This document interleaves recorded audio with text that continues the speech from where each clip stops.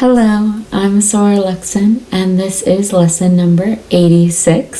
Some of the lesson numbers got a little messed up for a moment there, but lesson number 86, how to make your magic stronger, visualization in nature. These titles, they all seem arbitrary in correlation to the things we get to discuss.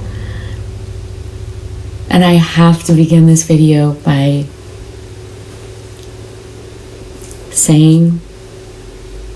conveying to all of you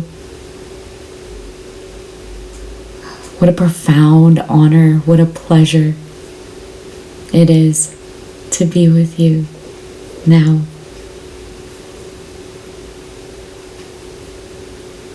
So, best way to strengthen your magic outside of ritual. And this was the question I had. and this one resonated the most with me. So 1, use it. 2, spend time in nature. And 3, visualization. When people ask questions like this, I think a majority of the time they're expecting the hermetic magician, the hermetic occultist to say, here's a specific, unicursal hexagram ceremony you can do in order to immediately strengthen your powers. And instead, the truth, whether in the time of, King Louis or Solomon or now, what we're actually going to say is go outside for a walk, focus your awareness, be in nature. It's good for you. It will make you more powerful. And the all is mind, visualization, meditation. Maybe you already do these things. If you're on this video, if you're 80 videos deep, likely you're already doing these things. You've already seen the benefits of them. And your daily thoughtfulness practices or meditation practices, again, the words don't matter. The grounding work that you do, if you are practicing actual, say, Western traditional hermetic magics, when you're doing your grounding, when you're doing your lovely Dharma wrapper, grounding and balancing before you begin your day, and really taking the time to hone that skill set. Maybe you're already doing all of that, but I can say do it more. Even if you're already forest bathing, do it more. We are never so close to easy access to this place's power sources, which we can then draw from as we are when we are in closer aspect to that specific source's manifested influences upon us. And that is most easily found, accessed, allowed to seep into us despite ourselves when we take a moment to just breathe while focusing on something in the natural world. It isn't an arbitrary thing. It isn't a silly thing. It is a highly profound magical practice. All of this place is built of that stuff. We are built of that stuff. Hydrogen, oxygen, carbon-based life forms. If you're coming at this from a more scientific, apothecarian side of descriptions, it's all water and stardust and dirt and energy. And energy moves through those channels that are manifested here. So you can embrace them. You can let them pour into you. Easiest way, other than actually practicing, actually using your magic, which, by the way, this kind of is practicing and using your magic, right? But other than actually practicing your magics over and over again, ritual, ceremony, however you go about your specific method, other than that, best way to strengthen your magics, along with harnessing your focus, your natural harmonies, your ability to recognize and appreciate a healthy state of self, which then allows that state to reinforce itself yourself, right? You don't get rid of bad habits. Remember, every occultist knows this amazing thing that the whole world seems to ignore. People are trying to quit things that are bad for them, or get rid of things in their life and their character and their personality and their day and their habits that are bad for them. No. There's an easier way. When you're trying to get rid of something, what are you actually doing? You're focusing on that thing. If anything, you're feeding it energy. So there's an easier way. This is the occultist way. You dissolve these things, not by trying to dissolve them, but by replacing them with the things you'd actually rather be doing.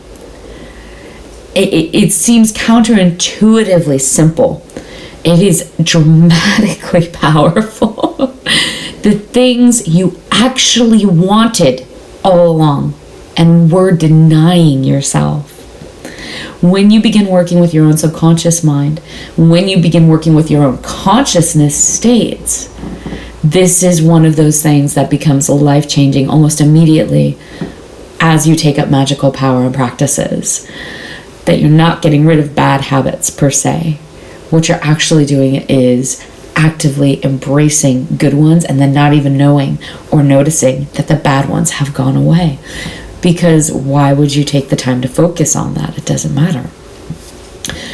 Take a moment to step outside, to get back to the natural influences, how to strengthen your magical powers outside of ritual, other than practicing your magic. Glance outside that office window if you're at work. Take that 10 seconds, or look at that snow-tipped branch. See the way the ice shimmers upon it. The feeding hummingbird, if you're in a tropical region, moving in and out of that hibiscus, right? That lovely, constant auric hum and vibration around that, Amazonian animal of strength, that great totem. Watch the beetles scurrying in the sand. You could be looking through an artichoke porch in a dry area. There is life and there is power and there is silica in that sand, and there is so much to take note of and allow yourself access to. Glance outside, look up, look around. There is an astounding amount of power in that. It will strengthen your magic. If you actually do it, if you actually give yourself, say, 15 seconds to watch the cloud drift across the sky, preferably not while driving or on a moped or anything along those lines. But if you do that, if you let yourself know, it's okay to discreetly find a patch of grass and slip off your shoes momentarily on your lunch break. No one needs to know. You can flex your feet. You can let your toes touch the earth. That is your right by eras of heritage, if nothing else in your life. You are the current culmination of all human history that came before you to this point. If you see time, temporal, in a linear way, that is simply a truism. It's a known that all of it, all of them, led to you now in this form and this place. And all of the amazingly sacred things within it can make the same, full-throated claim. Just as we will culminate in what comes after us, just as we are leading to and creators of that next step. So turn your face towards the sun. Close your eyes. Even if it's only briefly. Just a stolen moment in a day. I say stolen not because it's actually stolen, but because of the attractiveness of the word, right? All is mind. It'll use your mental powers. Stolen. It feels illicit. So many of us are still contending with the egoic aspects of our shadow selves. Stolen feels good for some reason. That's an ego in need of balancing and embracing those parts of the self that are actually simply there to protect you.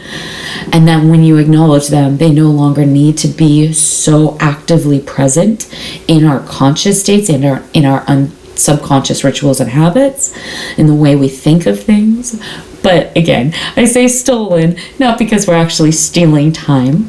That's a different thing for the magician, but because it's attractive. It makes us think, especially when we're beginning on the path within our magical powers. Oh, that sounds good. I want to do that. So the power that will pour into you as a result of this practice, and it is a practice. It is a practice many overlook. It is a practice that occultists of world renown will tell you is the most profoundly powerful practice you can embrace in occultism. The energies that are always there waiting for you to acknowledge them will pour into you when allowed. You have to remember, in Magick we talk a lot about egregores, pools of power, groups of power, whether you're working with as an individual, what egregores are you drawing from? If you're working in a formal group of some manner, this is what we're usually talking about. But you have to remember, not all egregores coalesce around people.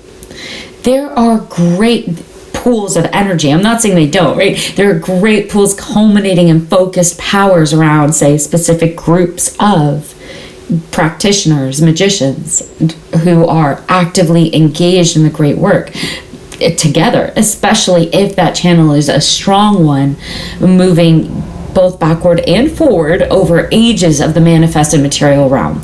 That is true. And if you want to, or perhaps already have access to such a thing, that's wonderful. It's a speedy, chosen evolutionary cycle. From my own experience, when I come across those that are on that path, it's very clear that it's a chosen path. And to surround oneself with those who have traveled the spiral path, perhaps many times with you already, and who may do so again. But it isn't always the best spiral for everyone in this moment, or for some lessons that aren't as easily learned around such powerful influences and pools of energy. So finding one's way in the first place, that creation, that birth of awareness, is a wonderful part of the process. And maybe you've already gone through it, maybe you haven't, but it may mean for you or another magician near you a lifetime of practicing their magic entirely alone or entirely in secret. Trust me, whether by life choice or necessity of exterior pressures, you will not be the first, nor will they be the last to seek doing so, completely practicing in utmost secrecy, without any exterior influence or intention to create exterior influence on anyone or anything around them. And the lessons, the gifts to be garnered from that expression of magic are certainly as important, if not exactly the same, as those gained from working with, say, a larger direct egregore of a group of occultists together. So for the individual, the energetic pools to be tapped into aren't necessarily people. For someone who's working individually alone, they can tap into places, specific places, draw and coalesce energies. You can use those places, you can use those things. Energies also coalesce around specific symbols. Those can be tapped into very directly. In a way, everything here is a symbol, which sounds a bit like, the Plato, this form as a reflection of the divine or true forms, right, on a higher realm. But my intention in saying so is more along the lines of Rumi, right? Do not feel alone. The entire universe is inside of you. Right? Stop acting so small. You are the universe in ecstatic motion. Set your life on fire. So you are the universe in a bright epiphany, a flare of awareness. this momentary, this choosing instant to be moving and aware of time and presence and consciousness. You and everything else are not just a symbol of the all. You're not just a symbol of a part of everything. You are very directly in and of everything, as it is in and of you. So when Freemasons talk about the great architect, or Rosicrucians about the master within that they have access to, the great master, I don't want to put words in anyone's mouths here. And I would say even within those traditions, every individual is going to have a different interpretation, a slightly different perspective, understanding, and ability to work with even those word symbols. But you are a symbol of the all. You are, everything is. And you are so much more than just a symbol, than what we as humans just conceive of as a symbol or a representation. It's more than symbolic. Symbols just let us get there. They really help. They're very important. But at least it's like a roadmap. It's a sort of map, a springboard for consciousness, if you will. You imagine jumping on that high dive to begin then, rather than jumping down, ascending upwards, from here towards higher states of perception and understanding. Symbols can be that springboard. So symbols can coalesce energies onto themselves. Individuals that aren't working with formal groups can access those power sources. The higher self as well. So when I'm kind of circling back into take this moment with nature, whatever that means for you, right? The higher self in your quietude, in the realm of magic, and maybe you don't call it that, but when you are actively engaged,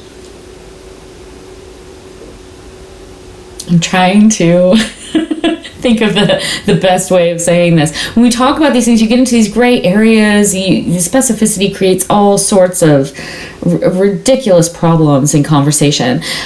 So in being aware of and allowing your bodies to focus, because you have more than just that meat suit you walk around in. But when you are in recognition of what you are, as you are, and standing in that presence, there is a voice. And you might not hear it as a voice, and I'm not talking about your inner monologue. I'm not talking about your language-based thoughts, whatever culture you come from, whatever your native or mother tongue is, your thoughts are always in your mother tongue. When you're constantly thinking to yourself, that's not what I'm talking about. I'm not even talking about the most conscious or perhaps slightly subconscious perceptions that you might have gained some direct access to if you've really been honing your craft. I'm not even talking about that. I am talking about something else entirely here. I'm talking about it doesn't present as language, even though that's how we interpret it, or even as what we would call a fully awake and individuated conscious energy. It feels different than that. When you get good at listening for this thing I'm discussing, it's almost like you can tell that the message, however you're hearing it in language, so that you can understand it, that it's actually being transcribed into that processable language after the fact. Although the transcription is instantaneous, but you still have a sense that that's going on internally, and it might not be, I'm not describing this well. A lot of occultists perceive it as an invisible or unheard, a silent ringing tone. When you really reach into Om tones, when you really reach into certain vibratory tones and working with them, you get to know different planes that they allow you access to, where the tones that seem so loud here, they are completely silent, although still an existent form. So sometimes it's almost like a silent tinnitus is another way to describe this before, initiation of perceivable communications.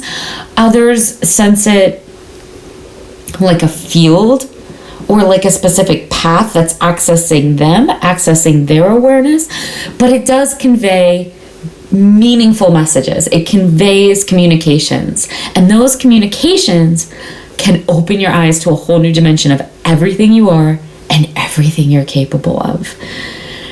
And it doesn't always happen in a way that sounds like, I don't know, King Solomon calling the people to high temple with trumpets, right? It's not always some obvious life-changing missive being flown down on the wings of Mercury, penned in gold gilt and a wrapped scroll. It's giving you some huge charge or task to undertake. It generally, in the most meaningful ways that you really begin to perceive, it's very small things, especially in the beginning, that will change your daily path in what you don't know, but will be a very profound way. So for me, when I first began, and when I'm not on my game, when I'm not well balanced, most of the time the message will be something like, drink water. That will be the message. And no, I'm not kidding. So when people are always talking about, oh, the Ascended Masters told me I have this a very important message, and I'm not saying that those people necessarily aren't hearing that and feeling that and knowing that, but a lot of the time the Ascended Master, the higher self, however you're defining this, the avatar of the facet of you that is in correspondence with the larger communion of ascended energetic signatures, right? So that it'll say something like, drink water. I'm not joking. I've heard 60 masters describe this influence in 60 different ways, so each more beautifully than the next, each more, wonderfully inquirous. As an occultist, we love questions that we even ask ourselves are what lead us to our next potential states. So to be questioning, to ask the questions, that's the great thing. So inquiry is always amazing. But whether it's, the higher self, the angelic guard, the facet of our own ascended communion with an evolved transient avatar host of a conglomerate of entity beings, the ascended masters or spirit guides that we bond to and exchange energetic signatures with, allowing for omnipresent access to a greater dynamic. It doesn't really matter how you describe and perceive it. I also won't say that all those things are necessarily the same. They might not be. I don't think they are. I've never seen reasons to assume that all of these things that people talk about might not be fantastically different in relation to every different individuation of us.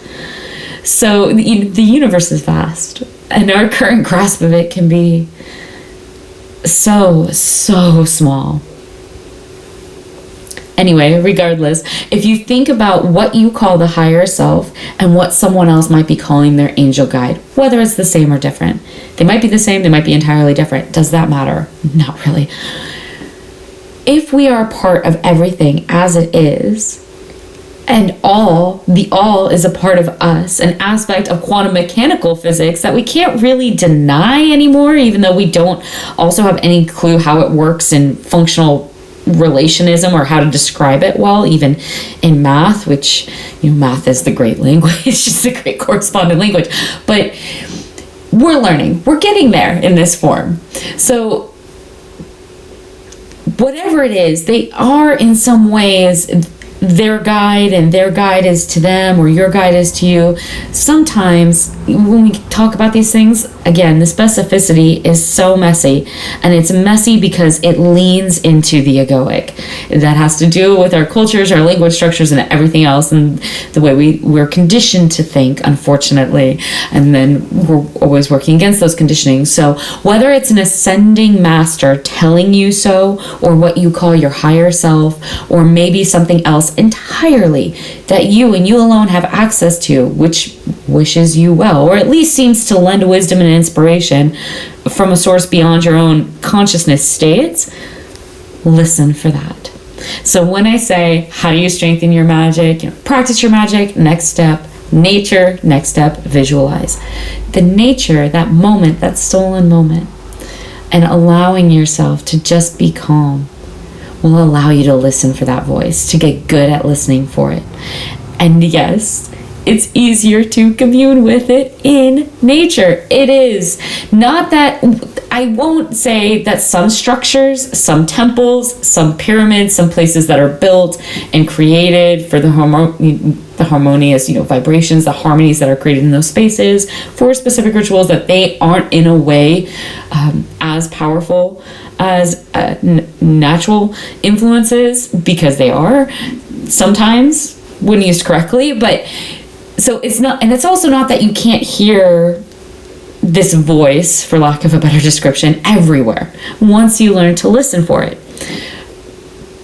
But when you're starting, if you just take a moment to breathe, to close your eyes, to turn your face skyward, just the practice of closing your eyes for 10 seconds and taking a breath will remind your entire physical form that you're not in danger. And I see so many people struggle. They live with this day in and day out, 24 hours a day, sleeping and waking, an omnipresent sense of danger that does not exist. So, turn your face to the sky, close your eyes, inhale, touch a blade of grass. That voice gets louder. Mine is usually saying something like, if I'm off my game, if I'm unbalanced, stop, drink water. You're thirsty. Hello, thirsty, water. Wild wolves have more common sense than you. They don't need to be told to drink by me. They haven't obfuscated and delusioned themselves so far from their active roles in material form as to forget what they are. Drink some water. See, not everything from an avatar, from an ascended master, is always going to be the message that you think is important, and that doesn't mean it's not the most important message. If your brain is frying and you're dehydrating, which most people are all the time right now, your magic is weaker and your thoughts are duller, and you can't hear the voice that's saying, hello, you're hurting yourself on purpose and pretending that it's unknowingly by not doing something as simple as drinking more water. I kid you not, when I am off my game, personally, and I do all my rituals, but magically, mentally, that's usually the primary reason, is that I'm dehydrated and I have not allowed myself to rebalance. So a moment to hear that voice is helpful, even if the voice isn't bringing a missive of incredible, miraculous proportions to your consciousness. So a moment in nature to strengthen your magical power,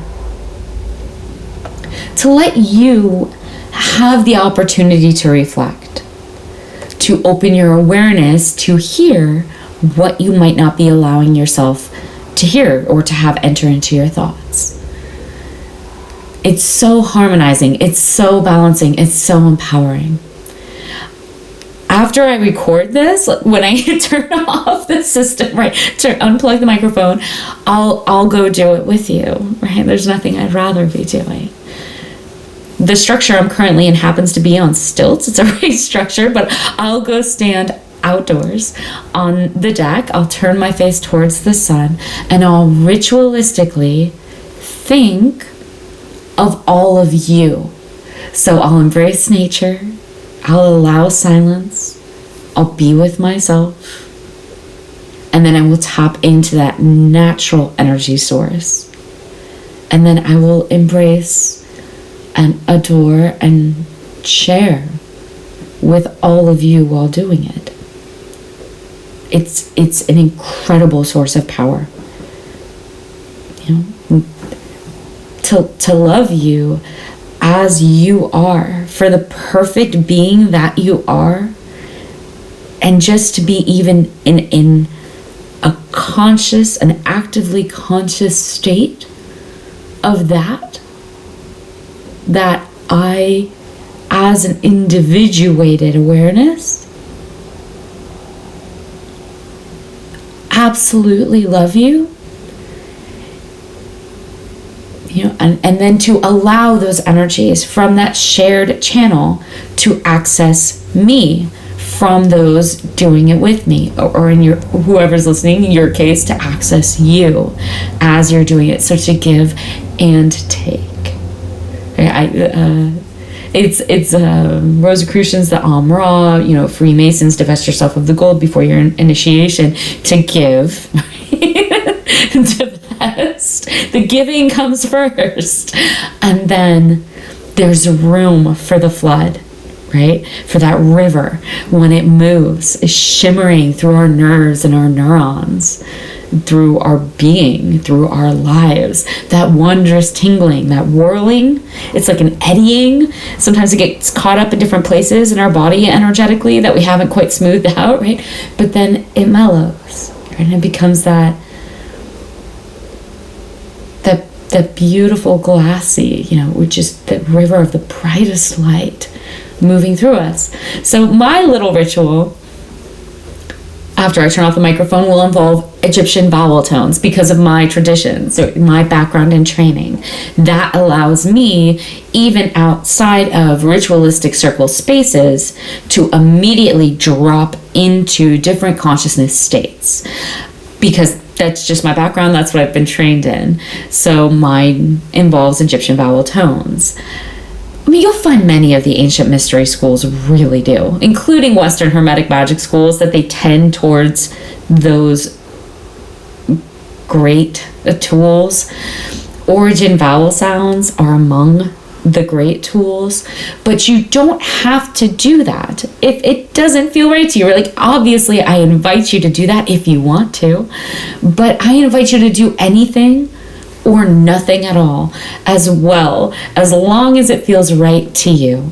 So perhaps take a moment, recognize nature. Maybe you're indoors. Maybe it's only in the wood in the desk that you're sitting at, or the potted plant in the room that you feel trapped by, or the very air that you are always breathing and in contact with. You are swimming in an ocean of oxygen energy. So you're never separate. But I involve you to tap into nature knowingly, acknowledgingly, if only momentarily, with me in this way. To just be and breathe and allow yourself to feel so loved. If I in any way can create a pool of energy so that you feel empowered, so that you feel like you've gained some magical power, not that